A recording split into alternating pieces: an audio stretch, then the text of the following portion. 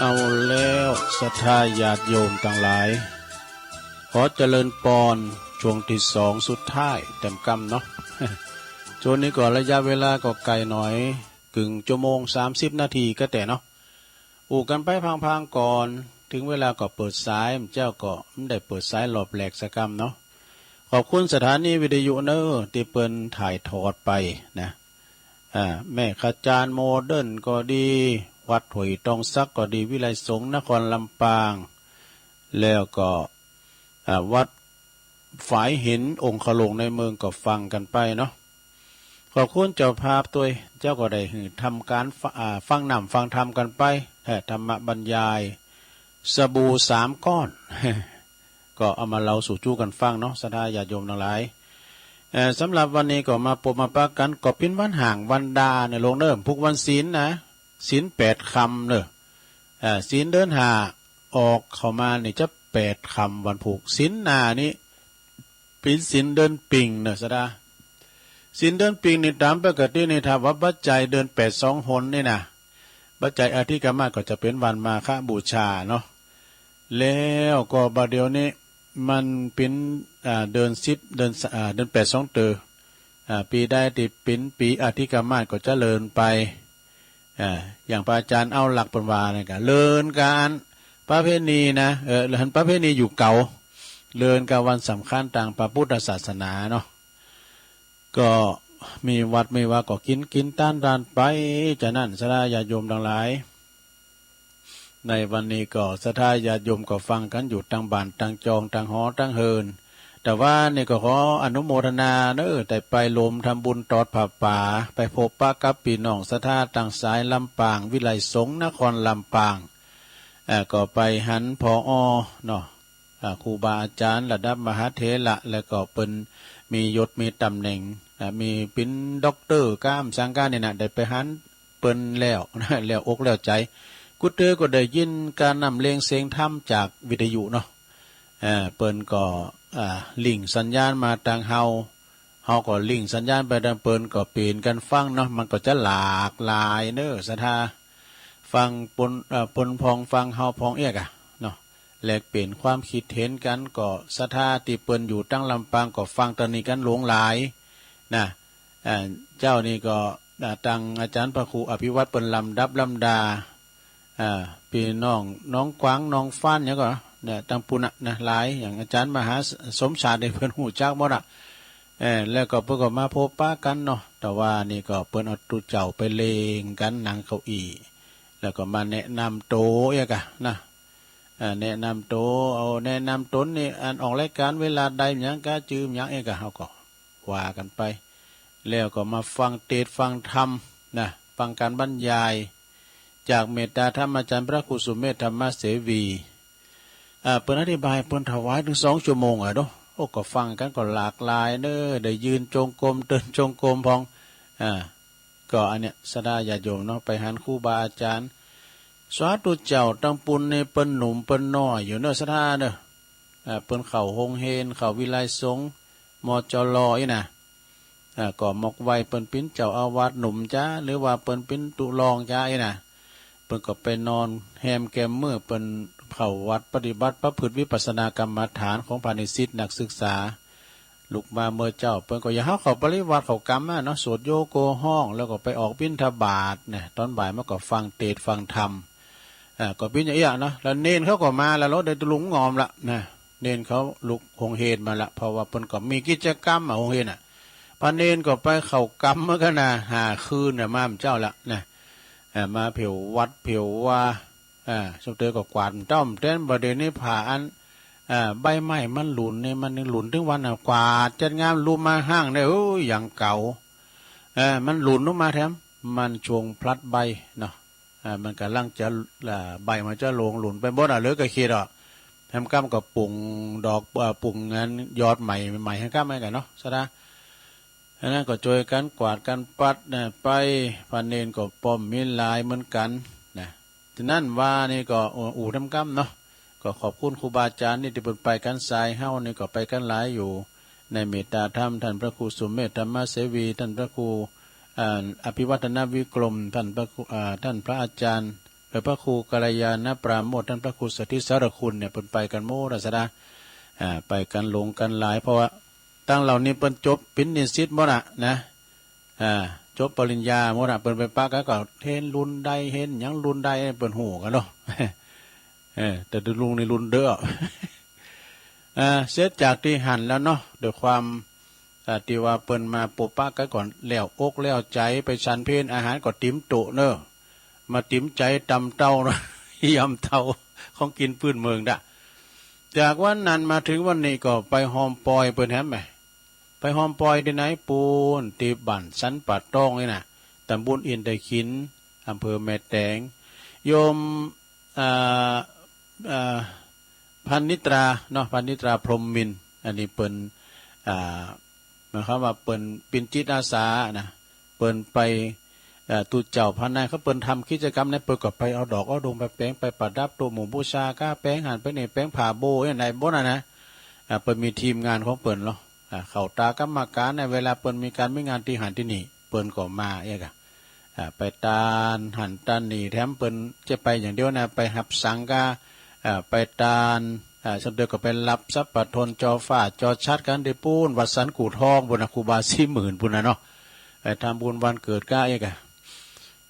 ก็เป็นที่หุ่นจักครับครูบาอาจารย์หนักเนาะวันนี้เปิ้นจะโบสถ์อายเปิ้นเป็กเป็นตุเจ้านะปีอายไต้โหอันอายประพันธ์นี่กันเนาะปีนั้นประพันธ์พรหมมินทร์นะอายุเปิ้น55ก็ได้ลงนะยังปลดเกษียณเดือนละเปิ้นจะได้มอบกายถวายชีวิตเลยนะจะบวชจนถึงยาวาชีวังปูนไปบวชดอยสุเตปุ่นหลงแล้วก็วีรพงษ์พรหมมินทร์นี่เปิ้นเป็นนักการพันลงอยู่ตั้งเวียงป่าเป่าในทางใดมุ่น่ะเปิ้นว่าแล้วก็อันคุณก็ไปกันหลายดังถึงเจ้าสมณศรัทธาสายเวียงป่าเป่าก่อนในเมตตาตามหลวงปู่ครูบาดอยเนาะท่านพระครูปฏิภาณธรรมทินมาเป็นเก้าเป็นกันเด้อศรัทธาญาติโยมหลวงปู่เปิ้นก็มาครูบาแดงเพิ่นก็มาชลทานพิทักษ์อีกนะครูบาก็เดียวก็มีท่านพระครูปริยัติรัตนโชติอาจารย์มหาเสาแก้วเดี๋ยวจะต่อจากตุลุงเนี่ยเด้อวันเสาร์วันนี้เป็นรายการเปิดเนาะแล้วก็ทำลายก็ลายตุนเนาะที่เปิดมากันนะทางซ้ายตั้งบนดอยสุดเตบก่อท่านพระครูบดิกาประเสริฐประสันโนท่านพระอาจารย์โหน่งเขาก็เปิดมากันนะมาตั้งปีนานก็มาเด้อปีนานวุฒิชาติคำปันนะก็มาเป็นโฆษกพิธีกรด้วยเอกทำเหมือนมันนั้นโอ้คุณก่อนนักก่อลายเนาะอาหารการกินเป็นก็กลุ่มหมดอ่ะแล้วก็เปิดก็มีแห่ปืนเมืองไปยุกเนี่ยค่ะละอ่อนนี่ก็คือเป็นลูกหลานของพรหมมินทร์เดมนวะนะเปิดมาแห่ก็เป็นตีมนเนาะหมดอกหมดใจมันเมื่อในไม่เตอหนึ่งแต่ผมจะบวชวันนี้นะผมจะบวชพวกวันที่เสาเก่าวันนี้ไปปงผมไปเข้มผมโหกันได้เปิดมีพิธีนะหลังจากตีปิ้นนาคจะปิ้นนาคแล้วก็ห้องเลขเฮขวัญโดยท่านพระครูปลัดนะทินวัฒน์นี่นะท่านอาจารย์ฟลุกเปิ่นก็ห้องขวัญปัดเคาะรอนน้ำหมดเลยกะโธ่ปิ้นตีว่าเบิกบานใจกันนะฉะนั้นก็คณะสัตยาโยมเปิ่นก็ถ่ายทอดเสียงตัวนะในมิตรธรรมอาจารย์พระครูสมุวิศวัตวรกิจโจเปิ่นไปก่อนตัวลุงเขากันท่านมหาสมชาติเขาเนี่ยนะก็ฟังทำเปิ้นตอนเจ้าไปสุดต่างเป็นว่าเปิ้นนั้นเปิ้นไปอยู่ปุ่นแล้วนะเดี๋ยวเกินแม่ไปโทรมาเจอตัวลุงก็ย้ำเด็ดในว่านี่สิครับเดี๋ยวเกินความจริงนี่เล็งว่าจะดีตักตังลายก็เจ้าเปิ้นลายมาก็จะเดียแม่ครูทองคำที่วงคำจากเสาหินสีโบบานแม่สีทรจากหนองบัวใจประการนะฮะแล้วก็แม่สุทัศน์ดีมูลจะได้เอาข่าวแฟ้มด้วยแม่เปิดฝากข่าวประกาศงานวัดเปิ่นคนดอยนกยุงเมตตาธรรมหลวงปู่ท่านพระครูสันติเจติยากรวัดเกตกาลามไหวสานะครับแล้วก็พระครูสุทัศน์วัดนางแลปุ่นนะลำปางปุ่นลืมจือลิศนามปุ่นยมผ่องสีแก้วฟั่นโดยนะแล้วก็นั่นฟ้าเรดิโอเปิดก็ลิงสัญญาณเมื่อตั้งมา6 โมงแล้วนะนั่นฟ้าเรดิโอเนี่ยคุณลุ่งนิรันดร์ปันดอนตองนี่อันนี้นะมันได้ทำใช่ไหมได้ดูจะออกก่อนเวลากันฮะเนาะ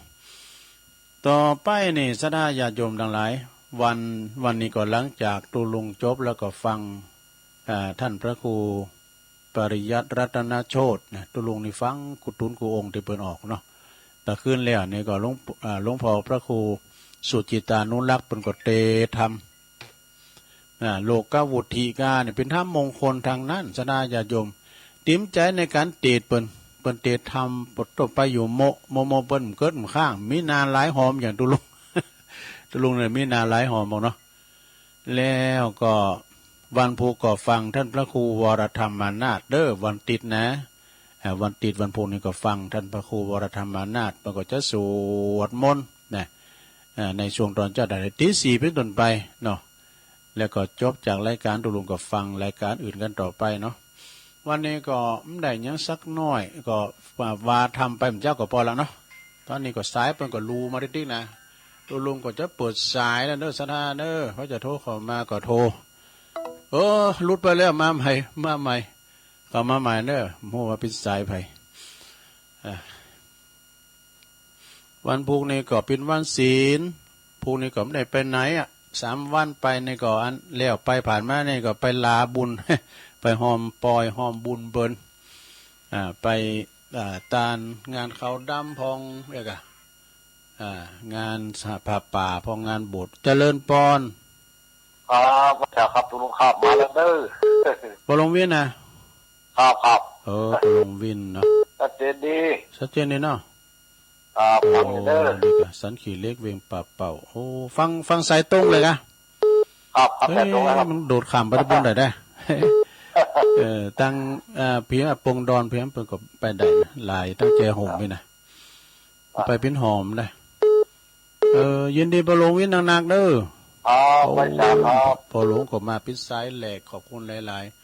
0899556506เจริญปอนไม่ทราบครับตุลุงนาน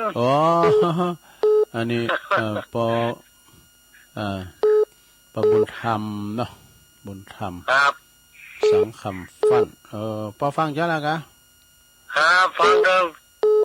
แรกมากอะแรกเตียนขนนกนั่นแหละนั่นกะมันมีความโลภได้เปิ้นก็มาสันลัดคุณต้องทำมันอันนั้นเนี่ยเป็นถอนคุณไปหมดเนี่ยเล่นได้สักอย่างความโลภมันก็โลภมากลาภแต่ถึงอันก็โลภมากลาภหายโลภนั่นเป็นคนได้หมดเป็นคุณธรรมดาไปมันเป็นคุณธรรมดาไปมีความตัณหาโลภมากลาภหายอันเนาะน้องคุณเฮาโลภเป็นกำลังใจท่านเนอะขอบคุณปอบุญธรรมหนักๆเนอะเจ้าไว้สาครับปอบุญธรรมนี่ก็มันแก่นแน่นนะแต่เนอะเป็นกำลังใจให้ตุลูกตุหลานเจริญปอนไว้สาเจ้าตุลูกฟังตุลุงอยู่เนอะสาวคุ้มตะวันกะเจ้าฟังเจ้าอันเดี๋ยวนี้เพิ่นถ่ายทอดอยู่นี่เนาะน่ะที่ปวดไหวพระก็ลูกก็หายจะกำเนี่ยค่ะนั่นน่ะดีกันอันนี้ตุนลุงออกมาแหมเนี่ยเจ้ากับปักกันน่ะชั้นเพี้ยนกันขอบคุณนะแม่เด้อเจ้าสาธุสาวคุ้มตะวันเด้อนี่นะเจริญปอนแต่ว่าตาเจ้าตุลุงแม่ใส่ทองเนาะเจ้าชัดเจนดีเจ้าตันยาแก้วกับใส่ตุลุงเด้อปนหนาวแล้วนั่นเป็นเลยเนาะปนหนาวแล้วเดี๋ยวมาขับพับปกติละยินดีแม่เดี๋ยวก็โสดนะว่าทั้งพุทธบาททั้งข้าก็เจ้าทุกสิ้นเดือนเลยเนาะแม่น่ะสาธุนะเจ้าแม่สายทองคุยการเนาะเจริญปอนได้แล้วหลวงพ่อกฤษเนาะ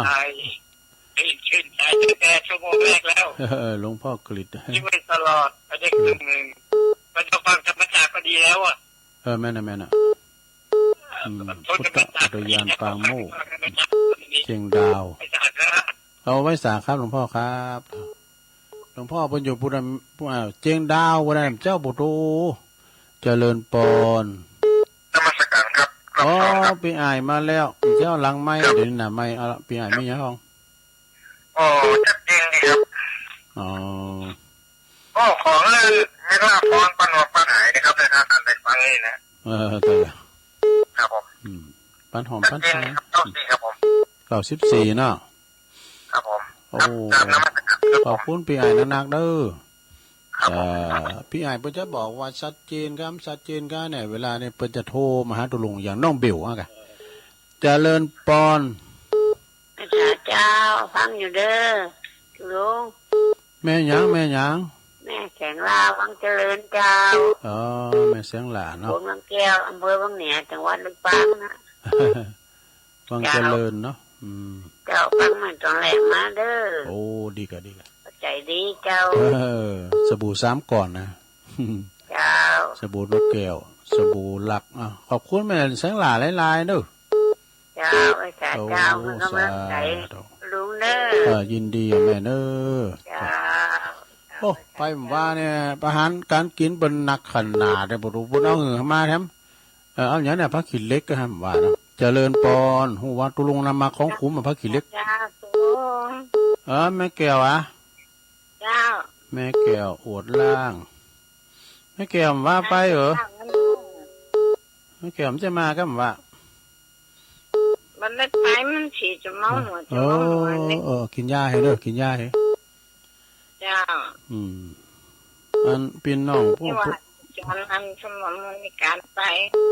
ไปยังฟังตังบาทไปยั ว่าง ไปเป็นมัน อากาศจะป้าหายรักษาถาดขันไว้เกิดเนอะปัญหาจะสาตุลุงมาติ้มใ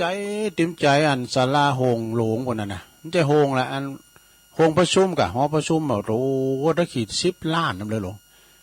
กาแอเปิ้นได้งบประมาณ10 ล้านว่ะดูแล้วเปิ้นแปลงงามเลยโฮงหอประชุมเปิ้นนะ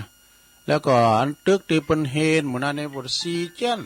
3 เจน4 เจนมีหลายอาคารเจริญปอน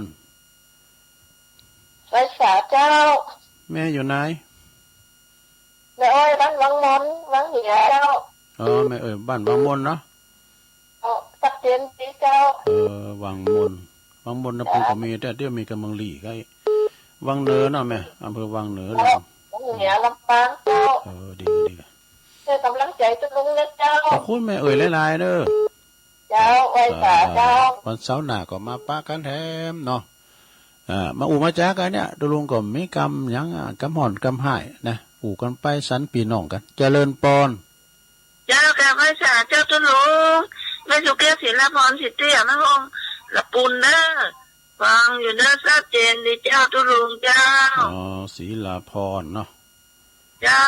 ติดตามตลอดนะเจ้าตุลุง ยินดีแม่สุกแก้วหลายๆเด้อ เจ้าแกไว้สานะตุลุง อนุโมทนาอันนี้อยู่ปุ้นศรีลาพรบ้านหุ่งนะเจริญปอน ไว้สาเจ้าตุลุง แม่อยู่ทั้งใด แม่ตีมอยู่บ้านอุโมงค์ใกล้บ้านแม่ด่วนนะเจ้า แม่ติ๋มนะอุโมงค์เจ้าใกล้บ้านแม่ด่วน อุโมงค์ไก่กับบ้านแม่บุญด่วนเนาะอุโมงค์กับละปูน หลังละให้กำลังใจตุลุงเดนเนอร์ คุณแม่ติ๋มนานๆเด้อ เจ้าตัวนะเจ้า อุโมงค์นี่ก็ห้องศูนย์อุโมงค์มาที่เปิ้นนั้นนำเลขานเจริญปอน ไว้สาตุลุงเจ้าฟังอยู่เนอร์ แม่เรือนแสนตอเนาะ เจ้าแค่เขียนดีเนอร์ ชัดเจนดีเนาะ เจ้าแค่เขียนดี ก็ได้กำลังใจกับอีแม่เขาเนี่ยกะอีปอเขาเนี่ยกะเดี๋ยวมาจัดรายการก่อนนะเล่นดีมดักก็บอกกันพอเด้อ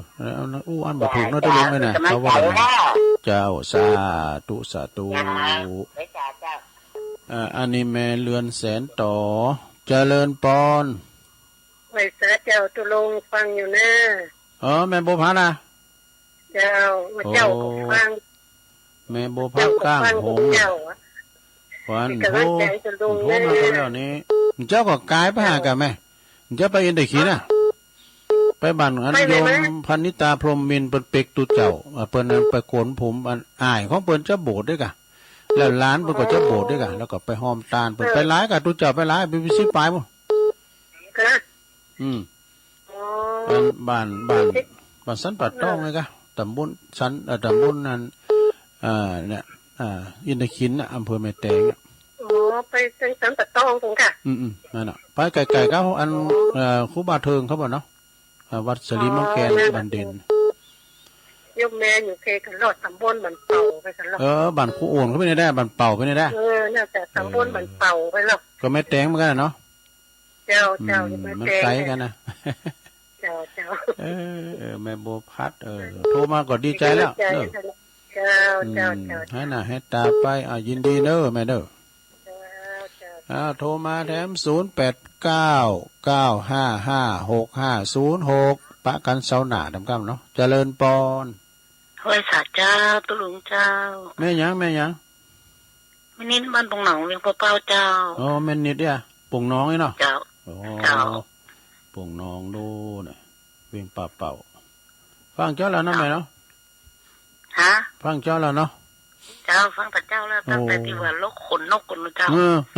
ความตัณหาความโลภของคุณน่ะมันมีเมืองปอน่ะได้เพิ่นเอาโลมากแล้วเนาะเพิ่นเอาสตางค์หวานน่ะเป็นล้านเป็นสตางค์เหรียญบาทโอ้มันยังเป็นเหรียญ5เนาะเนี่ยก็เหรียญ5หวานมันยังเป็นเหรียญ10หน่อย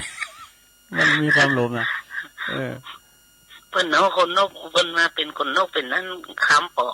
จะเอาของเพิ่นหาหมู่นั่นเนาะก็สามีกาเพิ่นให้เพิ่นหันใจน่ะว่าโอ้เฮาตายไปแล้วเกณฑ์เพิ่นเรียกว่าเกณฑ์น้ำหมู่บ้านนั่นแหละเพิ่นเสาหลักเป็นกำลังใจตุลุงนะเจ้ายินดีนะแม่เม่นิดเด้อเสาหลักในบ้านเพิ่นตายแล้วเพิ่นยังกึดถึงไฟหายังกูข้างเต็มคิงลูกน้อยเนาะว่าการเฮาตายไปแล้วเขาได้อยู่อย่างได้กินอย่างได้ปิ้นนกปิ้นนุไปพอเขาร้อยน่ะไปพบพอร้อยน่ะโหเขาตุกไล่เข็นใจได้เฮ้ยน่ะเพื่อก็แสลงกายเนาะเพื่อก็มาเกิดมาปิ้นนกยุงทองมาสลัดขุนของเขาเขาก็ไปกล้าไปเอาไปขายก็ได้เงินได้ข้ามมากินตานไปการจะเสียงแล้วก็มาสลัดได้ไหมกะมีมันน่ะกะมันเต้นหาเนาะสลัดจบเวลาแล้วเนอะมาใส่ใส่เจริญปอนก็สมควรฟังอยู่เนอะขอนะก็สมควรอย่างยิ่งฮะปั่นป้อนให้ผมคำเนอะให้แม่คำปั้นหอมมันหายเด้อได้กันเดี๋ยวดูแล้วรถปั่นไหนกันเนอะเดี๋ยวปั่นป้อนให้ผมคำดีแล้วขอบคุณมาตันเวลาพอดีเนาะขอบคุณป่อสมควรเนอะสมควรอย่างยิ่งขออันทนสายหน่อยนึงเนาะปลงวินสันขีดเล็กเนอเวียงป่าเป่าปอบุญธรรมสังคำฟั่นป่งน้องอุ้ยสาวคุ้มตะวันเนอะแล้วก็แม่สายทองธัญแก้วป่อหลวงพ่อกฤษปางโมพี่อายจากเวียงป่าเป่าเนอะแล้วก็แม่แสงหลาวังเจริญแม่แก้วอวดล่างแม่เอ้ยบ้านวังมนอำเภอเวียงวังเหนือนะว่ามาแม่เอ้ยเขามาปากันหันตุลุงแล้วก็เป็นแลนลาหูกันเนอะโตเป็นว่าเป็นคนอย่างอี้เลยเนี่ยจัดบังงามได้เนาะแม่สุกแก้วศรีลาพรแม่ติ๋มเนอะบ้านอุโมงค์ไก่กับแม่บุญโดนนะไก่กับแม่จะบุญโดนแม่ไหนแม่บุญโดนเนาะปุ่นบอนี่แม่เฮือนแสนต่อแม่บัวพัดกลางหงแม่นิดป่งน้องเวียงป่าป้อสมควรอย่างยิ่งเนาะเอาปอนเนี่ยพอสมควรเนอะก็ขออันอ้างอิงเอาสิ่งศักดิ์สิทธิ์ทั้งหลายในสากลโลกนี้อันมีพุทธานุภาพธรรมานุภาพสังฆานุภาพปกป้องคุ้มครองรักษายังคุณแม่ลืมจื่อเป็นยังเนาะคุณแม่ปันหอมปันหายเนออยู่ดีมีสุขเนอกินข้าวลำกินน้ำลุงของปราศจากทุกโศกโรคภัยขอเจ็บไปหือมาไก่ขอไข่จะไปหือมากายเนาะปันหอมปันหายมีความสุขกายสบายใจนะปนจากภัยกายจากเวรมุ่งมาปรารถนาสิ่งใดสมดังความมุ่งมาปรารถนาทั้งหมดทั้งสิ้นเอาปอนพร้อมกันสัพพิติโยวิวัจจันตุสัพพะโลโกวินาศตุมาเตภวัตวันตรายโยสุขีติคายุโกภวะอภิวาตานาสีลิสานิจังวุธาปจายโนจัตตารโอธรรมาวัฏันติอายุวันโนสุขังปะลังเอาแล้วไปกันเนอะปักกันเสาหนาเนอะเจริญปอน